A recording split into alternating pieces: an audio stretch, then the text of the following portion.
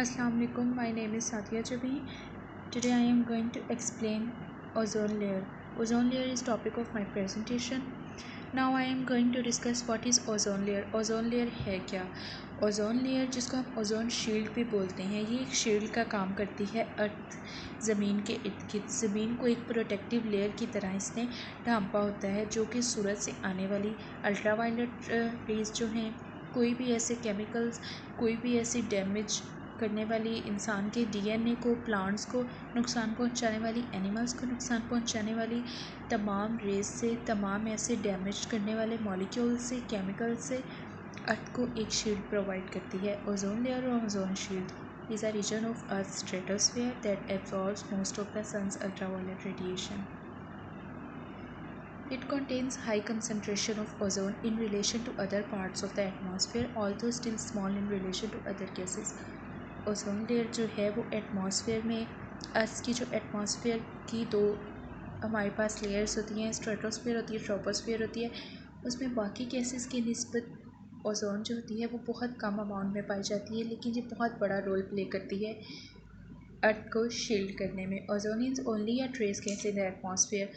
अगर हम इसको कैलकुलेशन में लें तो ओजोन जो है वो, अगर एक अर्थ के 10 मिलियन मॉलिक्यूल्स लें तो उसमें ओनली 3 मॉलिक्यूल्स जो होते हैं वो ओजोन के होते हैं एयर में. Only about 3 molecules for every 10 million molecules of air, but it is a very important job. Like a sponge, the ozone layer absorbs bits of radiation hitting Earth from the sun.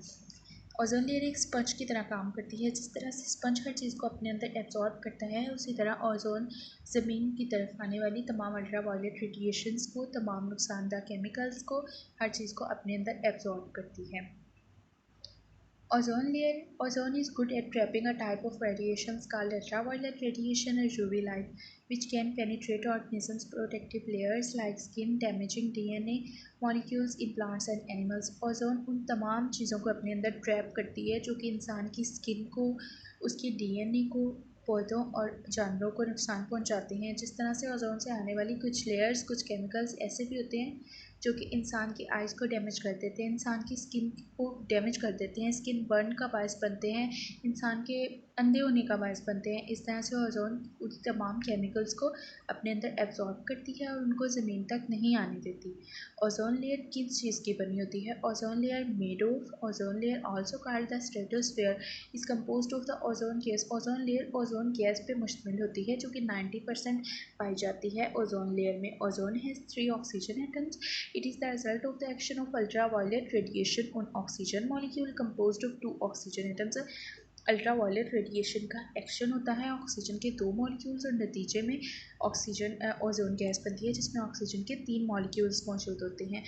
What is ozone layer depletion? Ozone layer depletion ozone की layer में किसी भी whole का होना, किसी भी कोई भी ऐसे अवामिल की वजह से जो कि ओजोन लेयर के लिए तबाही का बायस बन रहे हैं.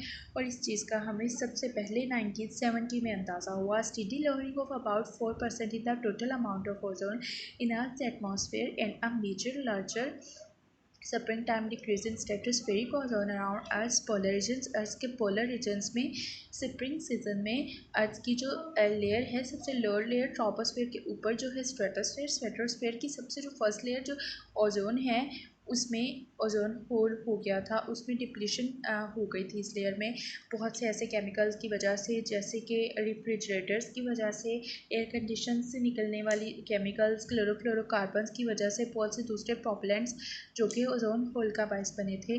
एक क्लोरीन मॉलिक्यूल जो कि क्लोरोफ्लोरोकार्बन्स में पाया जाता है वो 1 मिलियन ओजोन के मॉलिक्यूल्स को डिस्ट्रॉय कर सकता है. It is destroyed more quickly than it is created. ये उससे जितने जी उतनी देर में बनता नहीं जितनी जल्दी कि ओजोन के मॉलिक्यूल्स को तबाह कर सकता है. Causes of ozone depletion. Main cause of ozone depletion in the ozone hole is manufactured chemicals, specially manufactured halocarbons, detergents, solvents, propellants and foam blowing agents. Chlorofluorocarbons refer to as ozone depleting ODS. जो chlorofluorocarbons हैं वो major cause हैं ODS का. ODS means ozone depleting substances का. Then ozone layer जो है ये ozone layer की एक्सप्लेनेशन वाया डायग्राम, ये क्लोरोफ्लोरोकार्बन्स और दूसरे चीज़ें निकल रही हैं जो कि सीधा ओजोन लेयर की स्ट्रेटोस्फेयर की जो लेयर है ओजोन लेयर उस पर एक्ट कर रही है और ओजोन डिप्लीशन का बायस बन रही है।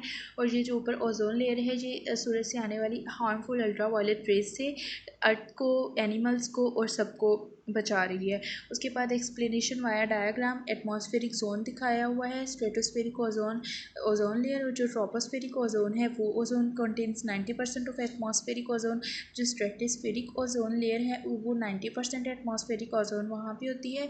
उसका बेनिफिशियल रोल क्या है कि वो प्राइमरी अल्ट्रावायलेट रेडिएशंस के लिए शील्ड बनती है, कि स्ट्रेटोस्फेयर की जो ओजोन लेयर है उसमें 90% ओजोन पाई जाती है और वो डायरेक्ट सूरज से जो पहले आती हैं अल्ट्रा वायलेट रेडिएशंस उनको वो कंट्रोल करती है और ज़मीन तक नहीं आने देती। जो ट्रोपोस्फेरिक ओजोन है उसमें 10% जो ओजोन है वो पाई जाती है। उसका हार्मफुल इम्पैक्ट क्या है कि toxic effects humans and vegetations पे वो डालती है अगर वो उस तक पहुंच जाए तो।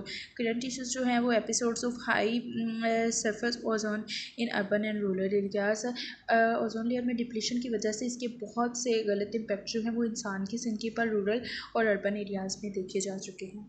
Thank you.